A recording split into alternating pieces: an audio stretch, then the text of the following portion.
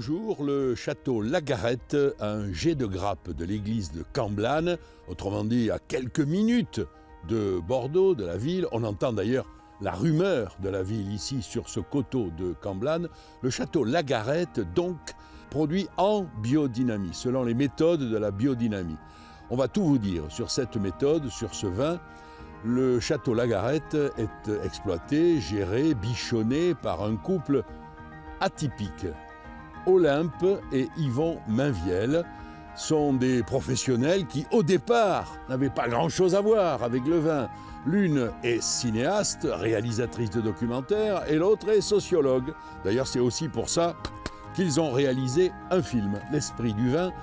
On va donc avoir un peu d'histoire, parce que le bâti qui est derrière moi date du XVe siècle, avec 4 cheminées monumentales groupées et une fresque classé à l'inventaire des monuments historiques, en tout cas le bâti. Et puis nous allons examiner toutes les qualités de cette exploitation et de son produit, un vin en appellation Bordeaux Château Lagarette. Nous sommes en janvier 2016, on voit une parcelle de vigne totalement enherbée, pas encore taillée, avec son exploitante au bord du premier rang, Olympe Mainvielle. Ça, c'est une vigne en biodynamie parce qu'elle est vivante, avec très peu d'intervention artificielle, c'est ça? Oui, absolument. C'est une vigne en biodynamie que nous travaillons avec beaucoup d'attention parce que la biodynamie demande beaucoup d'attention et d'observation. Nous respectons le vivant du sol. Et nous nous accompagnons la vigne tout au long de l'année. Respecter le vivant du sol, oui. Expliquez un peu en détail. Alors respecter le vivant du sol, c'est ne pas détruire toutes les bactéries, tous les petits animaux qui sont dans le sol. C'est faire que la terre sous le pied de vigne soit traversée par plein de petites galeries qui aèrent le sol naturellement et qui font que ça donne un terroir absolument extraordinaire quand le sol est vivant. Alors un sol vivant, ça vous permet aussi de diminuer presque jusqu'à zéro les traitements, les intrants extérieurs, c'est ça? Absolument, parce que de par l'observation, nous connaissons bien notre domaine, nous savons les points fragiles. Quand il y a une maladie, par exemple, immédiatement, on la traite avec des tisanes. Parce que nous sommes sur un terroir où nous avons une variété d'arbustes et une variété d'arbres qui nous permet de faire toutes les tisanes qu'il soit possible de faire pour la biodynamie. Donc on a tout sur place. Les tisanes, des tisanes de quoi, par exemple? C'est des tisanes d'osier. Oui. Des tisanes de pissenlit, des tisanes de prêle, des tisanes, voilà, essentiellement c'est ça. Voilà. Et tout ça est sur place? Mais on a aussi d'autres tisanes, tout ça est sur place,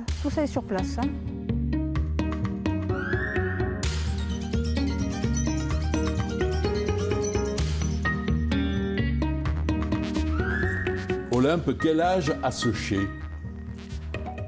Quel âge a ce chai? Il est très très ancien.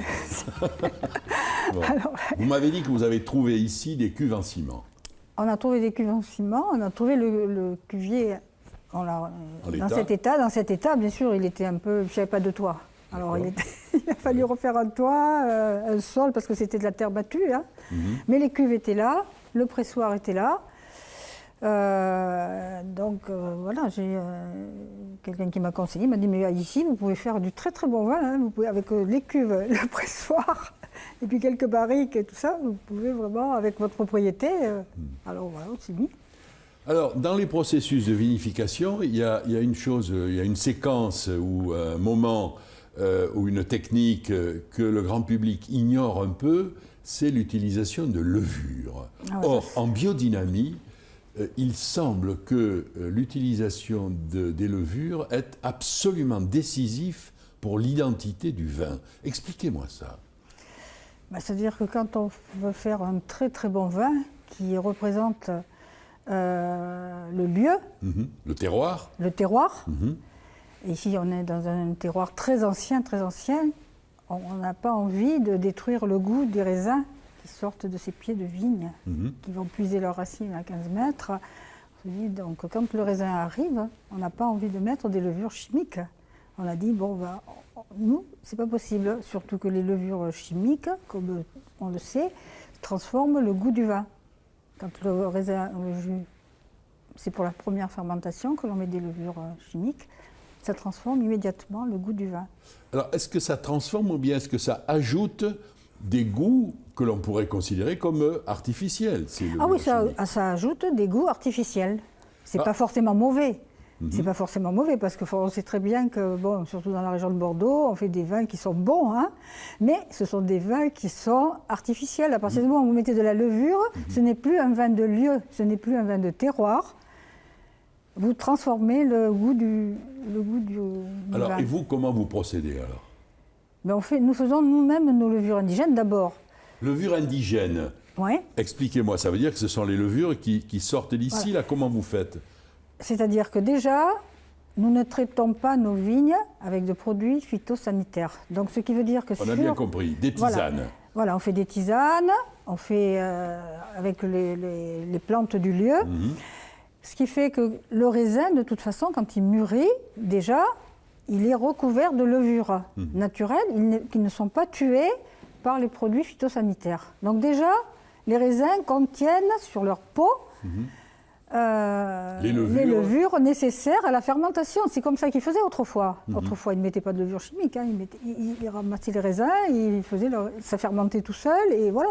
Donc nous, on a reproduit ça, et on s'est dit, on ne veut pas ajouter un goût. On veut à la Garette, qui était un vin qui était très renommé, on ne voulait pas transformer ce goût.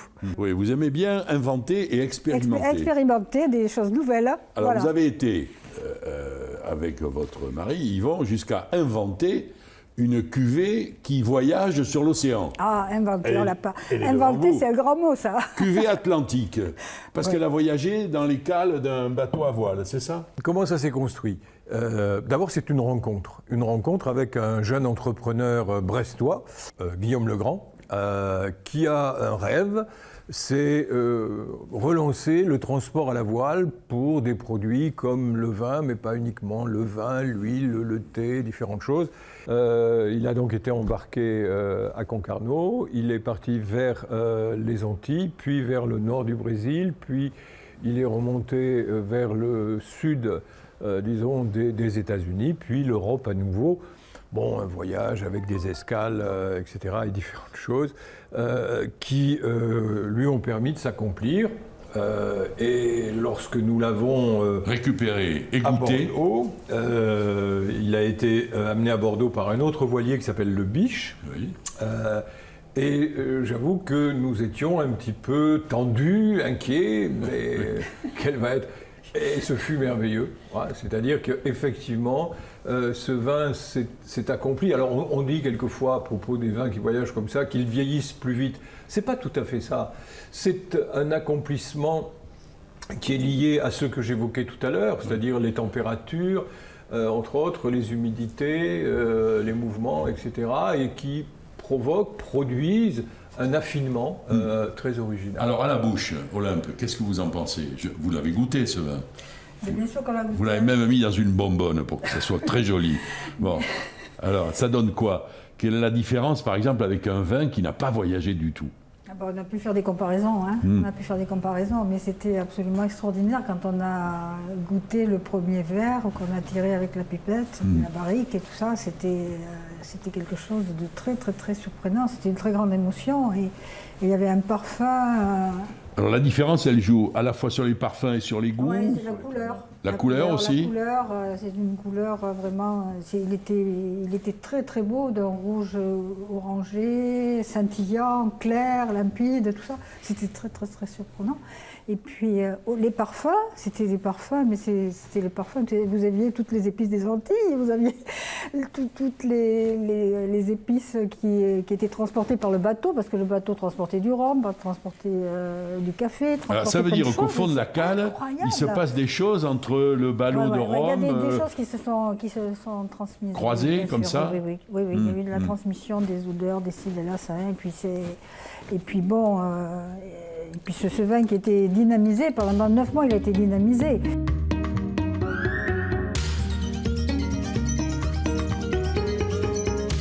la sincérité du terroir, mais du cep de vigne aussi. L'un de vous, tout à l'heure, me disait que le cep de vigne, le Cabernet ou le Merlot ou le Malbec, ne donne pas la même chose sur tous les terroirs, sur toutes les surfaces de sol. Non ? Non. C'est-à-dire, mais pourquoi, c'est-à-dire que le terroir est premier, quoi. Et le terroir est premier. Si le Cabernet France, vous n'avez pas le même en Hongrie, vous n'avez pas le même dans la Loire, vous n'avez pas le même à Bordeaux. Et... On va lier ça avec l'idée d'interprétation. Le cépage, c'est un interprète. Il interprète quoi ? La minéralité qu'il capte par, ses racines. Cela suppose bien sûr que ces racines soient suffisamment développées pour qu'il aille chercher ces sels minéraux. Bon, les racines ici font 15 à 20 mètres. Bon, lorsque le vivant végétal, la vigne, est repu, nourri par ailleurs, les racines ne vont pas aussi loin. Le par ailleurs, c'est les intrants, etc. Voilà. Les intrants c'est-à-dire chimiques, des intrants artificiels. Et de ce fait, la saisie du minéral par le cépage ne se fait pas. Donc on compense. Puis c'est des histoires sans fin. Comme on compense, il faut compenser la compensation. C'est comme nous, quand nous nous soignons avec des produits qui ne sont pas uniquement naturels, ça produit des effets, il faut gérer les effets et ainsi de suite. Bon. Il y a donc tout un discours technique sur la manière de produire le vin qui, quelque part, rend difficilement compréhensible ce qu'est le métier de vigneron.